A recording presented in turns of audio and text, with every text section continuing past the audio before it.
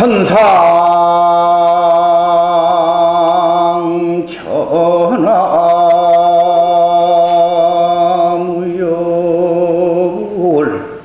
시방세계 영무빛 세간소유아진견 일체무유 여불자로 다나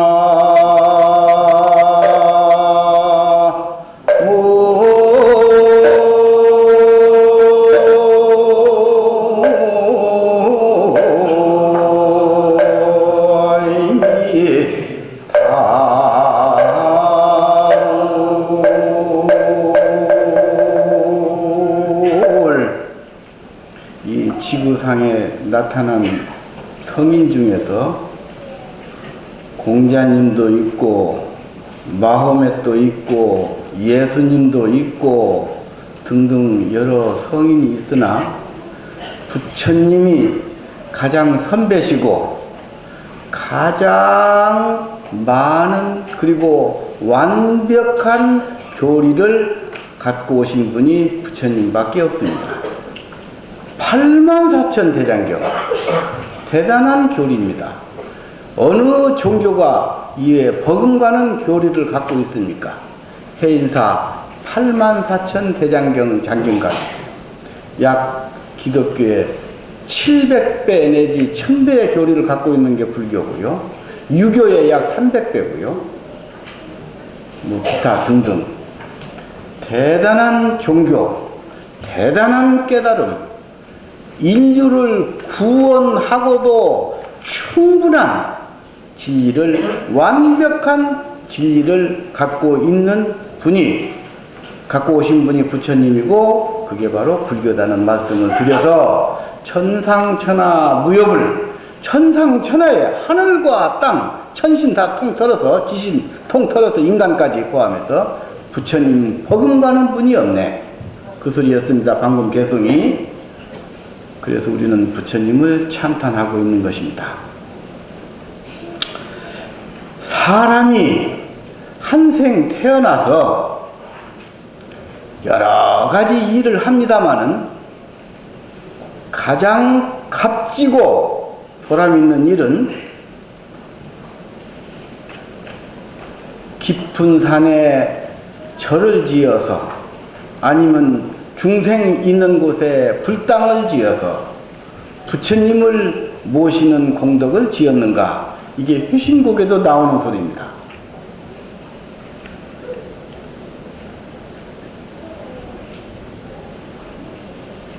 오늘 이 대각전을 일으키고 부처님 만도를 목표로 해서 하나하나 모셔가는데, 여기에 동참한 분들은 가장 인생 일 중에서 보람있는 일을 하신 것입니다. 법당도 정말로 그냥 유유공간을 이렇게 만들어서 우리 총장 스님의 훌륭한 생각으로 훌륭한 법당을 만드셨고요. 거기다 대고 또 우리 동국대학교 병원을 비롯해서 동국대에 기여한 모든 분들의 원력을 담은, 꼭 부처님같이 되십사하는 원력을 담은 축원을 위해서 이 부처님을 모시는 겁니다. 여러분도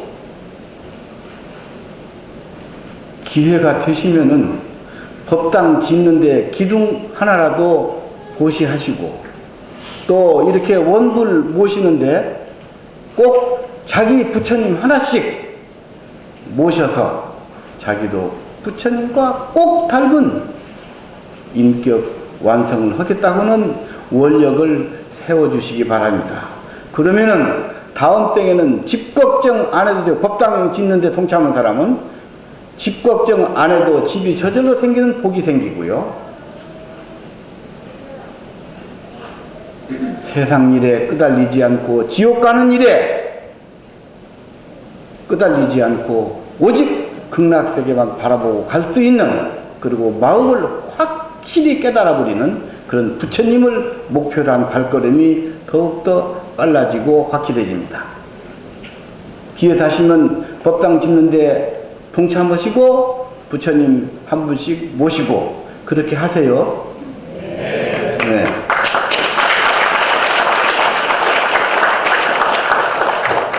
이 얘기는 여기까지 끝내야 되는데 조금 더 해도 되나요? 네. 네. 부처님을 언제부터 모시게 됐는가? 부처님이 이제 제세 시에 많은 제자들을 거느리고 전도하러 다니셨거든요. 근데 너무도 부처님 행이 훌륭하시고 가르침도 완벽하시고 중생 근기 따라서 다 자세하게 이렇게 설명을 하고 하시는 걸 보니까 모든 제자들이 존경 안 할 수가 없어요. 그냥 저절로 머리가 숙여지고 땅에다 오체투지를 하면서 부처님을 받들어 모시고 그 흠모하는 그 정신이 아주 대단했답니다. 그런데 어느 날 이 부처님이 자기를 낳아주고 길러주신 마야 부인이라고 있어요. 마야라고는 어머니 돌아가신 지가 오래되는데 어디 계시는가 하고 부처님이 깨달았으니까 지옥 세계를 살펴보니까 지옥에는 안 계시더라는 거예요. 인간 세계 다 살펴보니까 인간도 아니더라. 인간 세계도 안 계시더라는 거예요. 어디 계시나 천상 세계를 살펴보니까 천상의 상품 상승 제일 높은 곳에 어머니 마야가 계시더래요. 그래서 어머니가 보고 싶어서 제자들한테 양해를 구하고 여러분들 자습하세요. 자습. 지금까지는 내가 잘 공부를 시켰는데 이제는 자습 좀 하시고 내가 어머님 만나고 올 때까지 자습을 하라고. 그러고는 뿅 하고 천상세계로 올라가서 어머님을 칭견하러 가셨어요. 그 기간이 상당한 기간이었어요. 그거 기간이 얼마입니까, 총장 스님? 경전에 안 나왔죠. 기간이 상당히 있었대요. 그런데 하루 지나고 이틀 지나니까 부처님은 너무도 보고 싶거든요. 그리고 조석으로 예불을 올려야 되는데 올릴 데도 없고 너무도 부처님이 계시던 그 자리가 아주 허전했어요. 참고 또 참고 참았대요. 일주일이 지나고 2주일이 지나고 영 부처님이 안 내려오시거든요. 어머님 만나러 가셔가지고. 그래서 너무도 그리워서 못 살겠다. 부처님 따라다니는 제자들이 발언하고 왕이 시주를 해서 5척 목부를 최초에 조성을 했답니다. 5척 목부를. 이게 경전에 근거 있는 얘기입니다. 그게 부처님 모시는 시초였어요. 그래가지고 아니 부처님 거룩한 상을 이렇게 모시고 우리 앞에 그냥 모셔도 됩니까? 불경스럽지 않을까? 이런 걱정도 했으나 그래도 부처님 없는 것보다 낫지 않은가? 형상이라도 모시고 우리 여기다 예배를 드리자. 그래가지고 부처님 모시고 그 제자들이 그때부터 이제 똑같이 부처님 천상에서 오신 것과 똑같은 마음으로 그렇게 예를 올리고 존경을 표하고 그 흠모하는 간절한 마음이 어느 정도 안정이 됐답니다. 자, 여러분들도 여기다 부처님 한 분씩 모셨다. 내 부처님, 내 부처님이요. 마이 부다. 내 부처님이란 말이요. 뭐 내 땅 문서, 내 집, 뭐 내 아들, 내 새끼 저 챙길 것도 많지만은 가장 아주 확실하게 구원의 보장이 된 약속이 바로 부처님 모시는 겁니다. 법당 짓는 이라고. 저승에 가면은 먼저 염라대왕이 묻는 게 있어요. 회심곡에 나오는 곡이 노래인데 깊은 산에 절을 지어 중생 구제를 하였는가? 그러면 아니요. 그럼 넌 안 되겠다. 어디로 가야 되겠어? 중생계로 가든 지옥 가든. 좋은 법당에 부처님 조성하여 모셨는가? 아니요, 너는 부처님 안 되겠다. 공덕을 심은 일이 없으니까. 그런데 딱 염라대왕이 깊은 산에 절을 지었는가? 그 공덕을 심었는가? 이렇게 할 때, 네, 그럼 잘했구나. 이쪽으로 올라가도록 준비하거라. 부처님을 한 분이나 모셨는가? 네, 한 분뿐이 아니요. 여기 다니면서 한 10대 분 모셨는가 봐요. 그래? 너는 더 올라가. 그래가지고 거의 천상세계에 가까운 세계로 거의 그냥 바로 코 밑에다가 갖다 올려놓습니다. 그 다음에 거기서부터는 깨달아야 가니까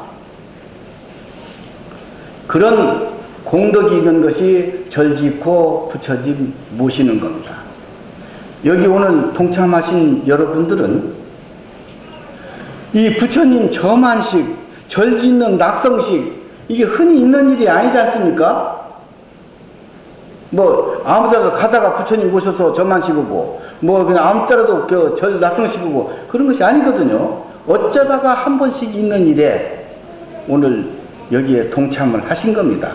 토요일날 집에서보다 쉬셔야 되는데 여기까지 오신 것은 엄청난 공덕의 씨앗을 여러분들이 심는 겁니다. 참 잘 오셨고요. 한 가지만 더 말씀드릴게요. 복을 지치 않고서는 아무리 지가 노력을 해도 복이 안 생깁니다. 이 세상에 엄청난 노력을 해도 지질이 가난하게 사는 사람도 봤지 않습니까? 엄청나게 높이 되려고 노력을 해도 매번 나오면 떨어지지 않습니까? 왜 그렇습니까? 또 엄청나게 노력을 해도 먹고 살기 힘들지 않습니까? 이것은 전생에 지어놓은 복이 없어서 그럽니다. 선근 공덕을 심지 않았다는 겁니다. 절 짓고 부처님 모시는 일에 여러분들 발걸음이 더욱더 총총거림이 되어가지고 자주 이런 불사 행사에 동참을 하셔서 큰 선근 공덕을 꼭 심으시기 바랍니다. 오늘 이 점안식이 법회가 여러분들에게 정말로 지혜의 문이 열리고 극락세계의 문이 열리고 자비종자가 심어지는 훌륭한 계기가 됐습니다. 아까 여러분들 팥은 또 좀 잠깐 설명을 더 해야 되겠네. 팥을 왜 뿌리는 줄 아십니까? 팥 맞았어요? 안 맞았어요? 네. 일단 한 대 맞고 가요. 팥한테. 팥을 왜 뿌리는지 아십니까? 부처님을 새로 모시는데 잡신들이 서로 지가 먼저 들어가서 대접받으려고 부처님한테는 뭐 떡도 올리고 과일도 올리고 막 올리지 않습니까? 그러니까 아직 점안식을 아는 부처님이 있거든요. 그러니까 지가 그 속에 들어가서 지가 대접받으려고 막 자신들이 막 그냥 들어가는 거예요. 그때 이제 우리 스님들이 딱 염불을 하고 팥을 던지면은 그게 총알 기관포로 쏘는 것 같이 아프대요. 그래가지고 아이고 여기서는 안 되겠다 그러고 귀신들이 쏙 빠져나오고 불성만 그 속에 쏙 들어갑니다. 그래서 팥을 뿌리는 겁니다. 그 다음에 또 향탕수를 뿌렸잖아요. 향탕수 물 맞았어요? 왜 안 맞은 사람이 이렇게 많나? 이따가 좀 뿌려주세요. 향탕수를 내 몸에 이렇게 맞았으면은 그걸로써 업장이 소멸된다니까. 여러분들 살아가면서 남의 생명 얼마나 많이 희생시켰습니까? 또 나쁜 마음도 많이 갖고 악행도 많이 했지 않습니까? 네. 그래서 그런 업들이 그냥 이 향탕수 한번 맞음으로써 업장이 소멸되는 거예요. 그렇게 해서 팥을 뿌리고 향탕수를 뿌리는 겁니다. 이제 아셨죠? 그 다음에 또 거울 가지고 이렇게 비쳤지 않습니까? 저 태양을 받아서 이렇게 비치는 건데 내가 정미풀로 비쳤습니다. 이 태양처럼 부처님의 백호상이 빛나서 중생에게 가슴마다 지혜의 광명을 놓아주십사. 그리고 지혜의 광명을 갖추셔서 우리 중생들에게 광명을 놓아주십사. 이런 절차로서 거울을 가지고 빛을 비춰드립니다. 다 하셨지요? 잘 오셨어. 이상입니다.